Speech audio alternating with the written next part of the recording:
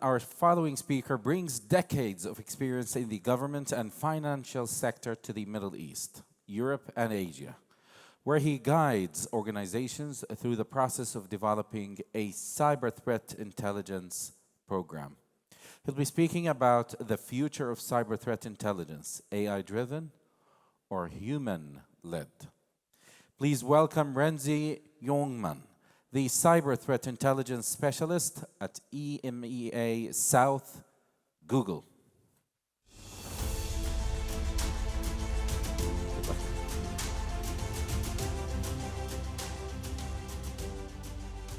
Hello, everyone. There we go. Okay, let's get started with a little warm-up, a quiz. I'm going to show you a couple of photos, and the game that we're playing is this real or is this fake? Is it AI generated? Does this person actually exist in real life? So I've got two photos on the screen. This gentleman over here and this little girl over here. Who thinks, hands up please, that this gentleman is AI generated and does not actually exist in real life? Hands up if you think it's this person. Okay, a couple of hands going up. What about this girl? Who thinks this girl is AI generated? Okay, a little bit more. Okay, so a little bit more people are voting for this girl, and you're right, because that girl was in fact AI generated. The gentleman may have been thrown off by the eye color, but that's something that happens to a small portion of the population, where you get different eye colors, but it's completely normal. That person did actually exist. What about these two? Who thinks this lady does not exist in real life, is AI generated? Hands up, please.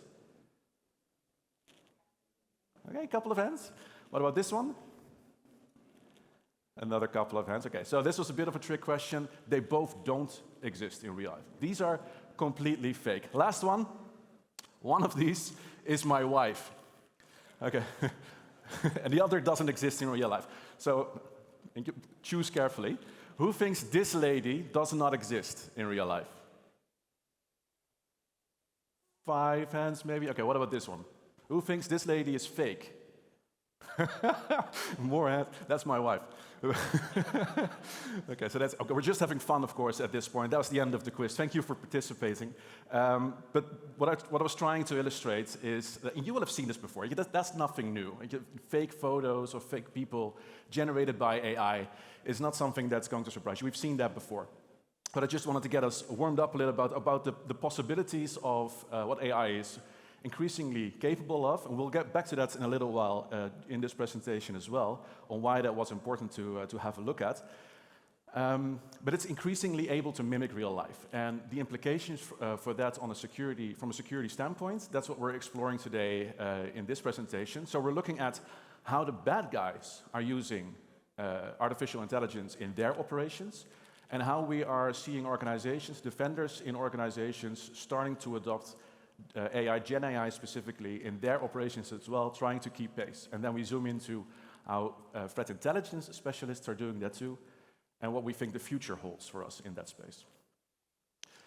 Last one for the quiz, this piece of code. Who can tell me what this code does? Anyone? No, of course not, because it looks pretty complicated, and you've only had like 30 seconds to look at this code. So what if I gave you 10 minutes? Would you be able to figure it out? We'll see, because we're going back to this code in about 10 minutes. But first, we're going to focus on threat actors and artificial intelligence. What are the bad guys doing to use Gen AI? And the most obvious one is social engineering. Social engineering just lends itself really, really well for the use of artificial intelligence. And we've all experienced phishing emails, haven't we? We all get those emails, the text messages as well on WhatsApp from the mail and from the police that you probably have to pay to get a package released, or that you have to pay a fine, and the emails in our inbox. But we don't fall for those things because they're untargeted, they're unspecific, they're too generic, they're poorly written. So those are the cues that we use to distinguish phishing from authentic emails in our inbox. But those signals, those cues, those are exactly the type of things that you can address, or that the bad guys can address, with AI, with Gen AI. And that's interesting. With this example, for example, this is an email that was sent by a threat actor that we track as Ank3668. So this is a group that's actually relatively successful in their attacks. These are the type of not AI-assisted emails that they send. So if you're not in an email provider organization, you're not going to fall for this because it's not addressed at you. You don't feel targeted. It's not very well written. Yeah, it could be really anything. But this is a phishing email, not supported by the use of AI. Oh, I'm missing a slide. Oh, that's a shame. It doesn't matter. The point is that this would obviously be a lot better, a lot more easily created with the help of AI, because AI can write things for you. And the slide that I'm missing is actually a slide about an invoice reminder that I created using BART. That's the Google artificial intelligence like ChatGPT that you can use online. And the point is that I was able to generate a phishing email using a publicly available benign model to generate a phishing email, just an invoice reminder. Invoice reminders are the topics of most phishing emails anyway. And the significance of that is that you don't need to have a jailbroken or a malicious large language model to generate phishing emails, because the whole point of a phishing email is that it looks and feels legitimate. And legitimate emails you can generate with legitimate and benign large language models. So you can just do that in the normal space. Bad guys can do that too. And the key thing, I think, in this case is that it's the scalability of this is what makes this interesting. Now, what bad guys were already able to do was automate the rest of the pipeline of sending phishing emails, from beginning to buying the email addresses and the names of the people that they were going to target, to setting up the infrastructure, to sending out the emails, setting up the phishing lures, etc., and where they're going to capture people's credentials. That was all automatable already. The bottleneck was the creative writing process, the actually creating the phishing email. That's not the case anymore. That's something that you can now automate with generative AI as well. And not just can they scale those operations, and which means that we can probably see a lot more of those phishing emails coming our way, but they can also make it more tailored. The more data that they have about you, the more tailored they can make it about you without knowing you, or they can buy that data in the underground and make that email about you, essentially turning mass phishing into mass spear phishing. So what we might see in the near future is a lot of phishing turning into a lot more spear phishing, which I think is interesting. I said you don't need a malicious LLM, a large language model, to do this, but that doesn't mean that it doesn't exist. They do exist. The best known one that we're tracking is WormGPT, available in the dark web.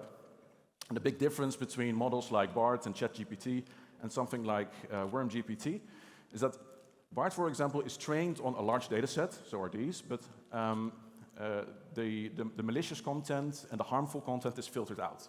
And then there are parameters built around it, so it doesn't give you harmful content back. Now, that's obviously not the case with a model like this, and it's purposely built to do malicious things, like write phishing emails, but also help you with malware development. Malware development, that's not something that we've seen at a scale yet that really has us worried, at least not at a level of sophistication that has us worried, but the potential for that is certainly there. And that has two implications. One is the proliferation of low-key generic malware is just easier to create, so a lot more people are going to be able to send that out, so we might see a lot more of that. And it lowers the barrier to entry for wannabe cybercriminals into their cybercriminal career. So it just makes it easier for people to become cybercriminals. And so we might see more cybercriminals joining the profession, essentially. I think the most important benefit for bad guys to create malware is something that we as defenders enjoy as well, and that is that it supports code development. It speeds up coding. I do a lot of coding in my job as well. I use it all the time, where I just need to quickly understand how a function works and how it will interact with the rest of my code. And instead of going online and having to figure that out, I can just ask a large language model, and it will give me that information back. And it just really speeds up the process all the time. Malware developers have that same advantage. And then information operations, fake news. Fake news is not going to make your organization less secure. You're not going to be breached by fake news. But on a more macro level, I think this can potentially disrupt business in a certain way, as well, because the ability for bad guys to generate fake news, fake content, fake voice, fake video, fake images is exponentially growing because of the developments in artificial intelligence. We started out with the quiz, with the fake photos, fake people who do not exist. Those were photos.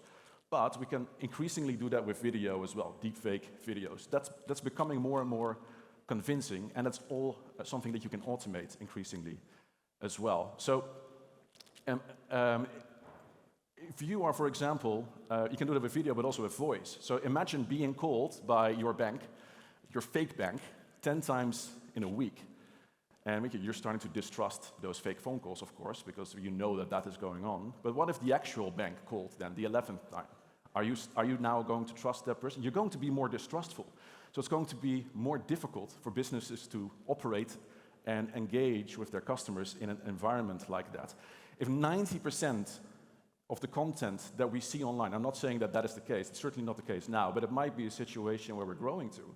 If 90% of the content that we see online, on TV, that we hear on the phone is fake, and it's undistinguishable from that 10% of authentic reporting, then we're ending up in a situation of zero trust, not in our network security, but in our online engagements with other people. So that might be the world we're growing to, potentially. This example, this is a fake gentleman doing a fake broadcast. This is a fake announcement from a fake Zelensky, fake surrendering to Russia on a hacked Ukrainian news website. This is a fake explosion near a fake Pentagon. But just think about if this starts to scale and it starts to dominate the airwaves, what kind of potential that would have. That's the bad news. Luckily, there's also good news. Defenders like ourselves, we have the ability to leverage and harness the power of AI as well. And I'll talk about how defenders use it, how we've seen it being used in our own incident response engagements. And then I'll zoom into how threat intelligence benefits from this as well. And it's sort of based around 3 pillars. So it's about reducing the threat, reducing the toil, the work that goes into securing and defending an organization, and the lack of talent. Those 3 pillars is something that we're addressing with the help of AI. This is the same piece of code that we looked at the beginning. Did anyone figure out what it does? No, of course not, because we didn't keep it up the screen so no one could look at it. But this is a situation that one of our incident responders ran into as well. He was called into an incident from one of our customers. And this was a script, it's a PowerShell script, and it was checking the registry and communicating with services online somewhere else. So that's potentially a malicious thing to do, not necessarily, but he didn't know. So he didn't know if he was going to have to invest the time to spend time in understanding what this code does. So he checked AI. This is where AI augmented his ability to execute his job. And the AI came back with this result. This script is used to detect for software updates for devices that are managed by Microsoft Intune. So it's not malicious, which is great, but now the incident responder just did this in 10 seconds and didn't have to go through hours, potentially, of finding out that it is not malicious. So he could now focus on the actual threat inside that network. It's a massive time saver.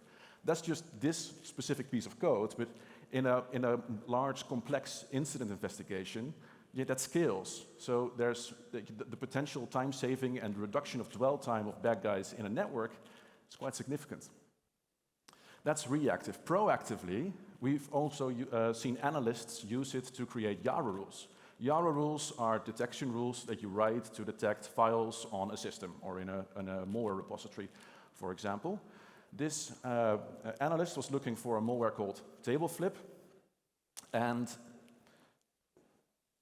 it was a very skilled analyst, but he didn't have the skill to write Yara rules per se, and that's fine because, as you all know, in the world of cybersecurity, there are a lot of different skills that are potentially something that you can acquire, that you can go to SANS for to get a course in.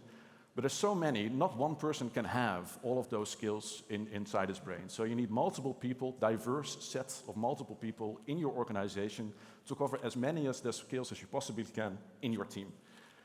So this specific analyst didn't know how to write Yara rules, or wasn't proficient in it, and that's fine. It's also very difficult to do. You're writing a Yara rule that finds your malware and nothing else is actually a time-consuming thing to do. So he threw the malware into a large language model, and it spit back a detection rule, a Yara rule, that helps him quickly hunt for that analysis. So it's speeding up his operations, and it's augmenting his skill set. That analyst team was now augmented, you had skill augmentation through AI.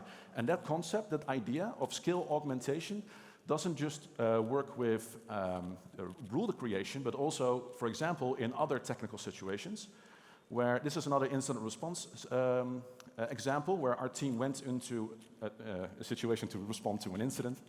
But this was a large, complex organization with multiple business units, and they all had their different security operations centers, their own SOCs. They all had their own SIEMs, their own detection platforms, and they all had their own taxonomy, their own querying language. So being able to detect something across all of those business units through all of those different querying languages is actually really challenging. No one has all of those different querying languages as ready knowledge in their minds. So you have to get a full team in that knows all of those querying languages, and then it's a slow and tardy process that no one's really looking forward to. So what we now can do is write one detection rule and then copy-paste that across through AI, copy-paste that across all of those systems, so that you can now speed up your operations and augment the skills that you have in your potentially pretty junior team. So that skill augmentation, I think, is one of the most important benefits that GenAI brings to the table. Last example, rapid tool creation. The bad guys were doing this as well at the beginning with malware creation. We have that ability as well to quickly, if you're in an incident response situation, very often you just have to quickly type a Python script to find something together in that network. That's now something you don't necessarily have to do all by yourself anymore. So rapid tool creation is something that AI can support with as well. Zooming in on threat intel.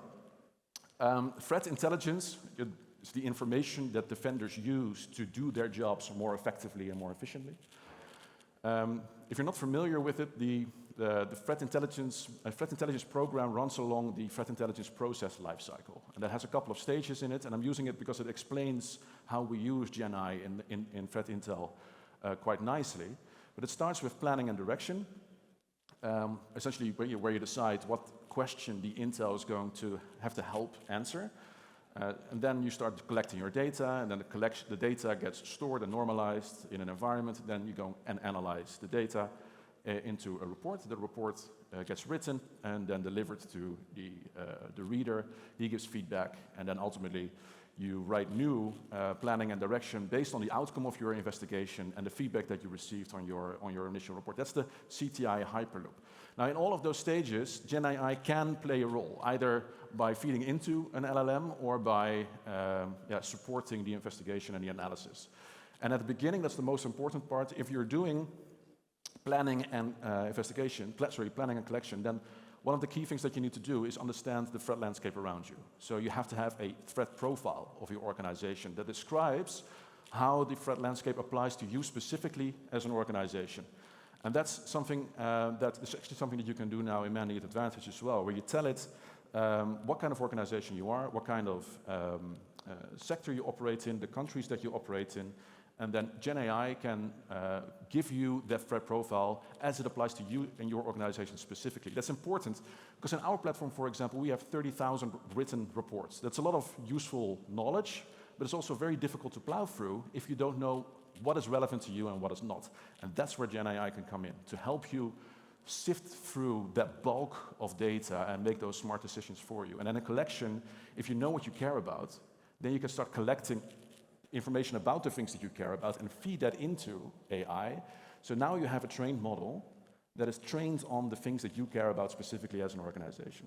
And then from that moment on, your collection and your analysis is essentially supported by a model that knows exactly what you care about, what kind of organization you are, and how security works in general. That's how we see the future of AI and security in general. Security-specific large language models supporting operations in general. This is an example from us, that's SecPalm 2.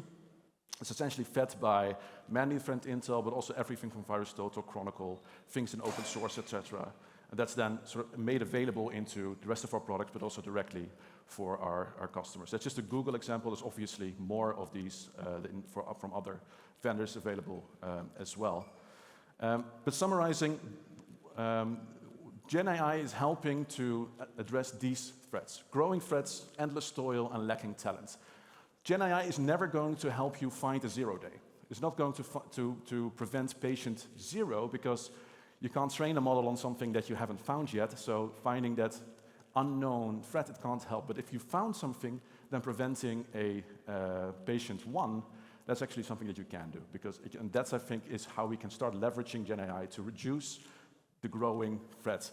I've been in threat intelligence for a long time. Every year we do a year in review report or predictions for the next year. It's never going to be a quiet year. You'll never read the predictions. It's actually cyber threats are going down this year. That never happens. So this line, this is actually pretty representative of how threats are evolving over time. And hopefully Gen AI can help us bring that down a little bit. Endless toil, I talked about this, I think, on several occasions, how it can help write scripts quickly for us, etc. So a lot of the defenders that we talk to, they will say, I love the mission. I really like that you're defending against evil, defending against cyber evil, but the job itself kind of sucks, and I just don't like it.